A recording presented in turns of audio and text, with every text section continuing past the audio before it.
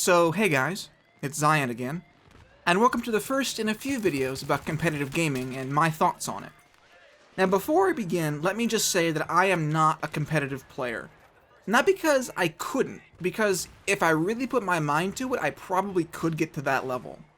But my main reason is, A, I'm too lazy, but B, I don't want to become a slave to a series. When I say slave, if you look at competitive gamers, for the most part, they play only one game. If you started in Counter-Strike, or Call of Duty 2, or Battlefield 1942, or Battlefield 2, or whatever competitive multiplayer game was out there, and you became a competitive gamer in that series, you have to stay in that particular series. Not because you don't like other games, or because other games aren't worthy of your time, but because if you are an expert in one game, and you leave that series for an extended period of time to learn another game, if you come back to your home series, you're no longer the expert you were. Because of patches, because of a new game, because of whatever it is, you are no longer at the level you need to be at in order to play competitively in that series. So I want to talk about the evolution of competitive gaming as a platform, but because this is such an expansive topic, I'm only going to cover the console version of it today. And while console competitive is quite different from PC, not only because it's younger, but because the audience is different, it's also different because of its roots. Before competitive gaming was the big thing it was today with, advertisements and endorsements and those things, when I was a kid, you competed in games by doing magazine challenges and speedruns, as opposed to going to a LAN or logging on to some sort of multiplayer space.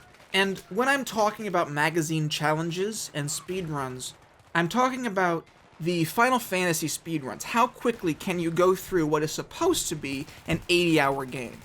Or you take the early Elder Scrolls games, Daggerfall and Arena. How fast can you get that game done? And then you would email or snail mail your results to a magazine, and they would put you on a leaderboard with a whole bunch of other people who have done the same challenge or speedrun. The same goes for the Zelda 3 Heart Challenge. Back when Ocarina of Time was the game to end all games, you start out with 3 hearts, and you gain a whole bunch of them through play. The challenge was, you go through the entire game without dying, and having only 3 hearts.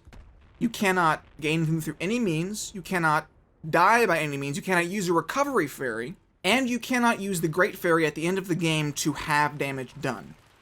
And this is challenging enough as it is, but the final boss of Ocarina of Time, his standard attack does 3 hearts of damage, which means you cannot take a single hit at any time in that battle. And people, they swarm these kind of challenges. You would look at Nintendo Power, in Game Informer, in all the magazines of the day, and see, oh, where do I rank? Where do I rank? How good am I compared to the thousands of other people playing these games? A lot of people tried really hard. A lot of people still try really hard to get these speedruns done. But it wasn't competitive in the same way we think of it now. When I think of the roots of competitive console gaming, or in the home gaming, I think of 2 main things. I think of Pokemon, Red and Blue, and I think of Goldeneye for the N64. Pokemon you play alone, for the most part. Or you buy a link cable and you compete with your friends, and you have a little group where you have some bragging rights if you have the best team. What made it different was Nintendo held events at various shopping malls and various locations around the country and around the world, where you could go up against other Pokemon people, not from your local area, not possibly even from your state, and official Pokemon judges who had all the stats, everything behind them, and there were special prizes to be had. The most famous of which is, of course, Mew, the 151st Pokemon, who everybody wanted. And yes, you could probably get it from a glitch in the game. Yes, you could get it from Game Genie or from Game Shark, but if you wanted a legitimate Mew, you went to one of these competitions at your local shopping mall, and you won it from one of the official people that Nintendo sent. Then, of course, I can't talk about any competitive gaming scene without talking about Goldeneye. There's a case to be made for Counter-Strike and its revolution. There's a case to be made for Halo and its revolution. And yes, there is a case to be made for all the other games that revolutionized the multiplayer space. But I'm talking about Goldeneye as something that brought people together. If you're my age, maybe a little younger, and you had an N64, you probably knew someone who had, or you yourself owned, Goldeneye. One of its main innovations was the 4-player competitive mode, or multiplayer. It had customizable rule sets for your matches. It had unique in-game avatars, tons of weapons that you could use against your enemies. Again, I'm not forgetting the PC side of things with the Quakes, the Unreals, the Dooms, the Wolfenstein 3Ds.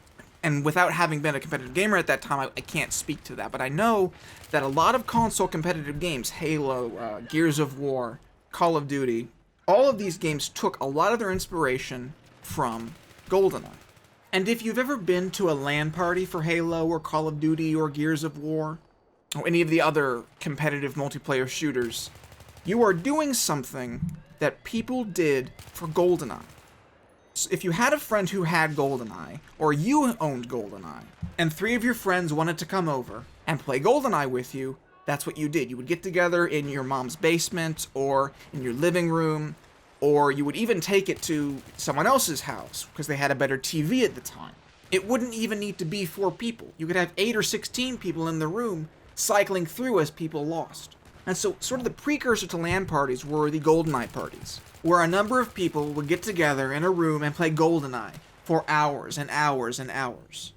And that was sort of the beginning of the game party, at least as I understand it. Then you had Super Smash Bros. Come out, other Bond shooters come out.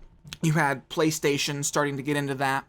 And then, of course, the Xbox and the GameCube and the PlayStation 2, and you started to get online services. Xbox is in the position where it was the first viable, stable online service. So the Halo games sort of helped build Xbox Live and the competitive scene, at least at the time, that they knew. That, of course, is a topic for the next commentary.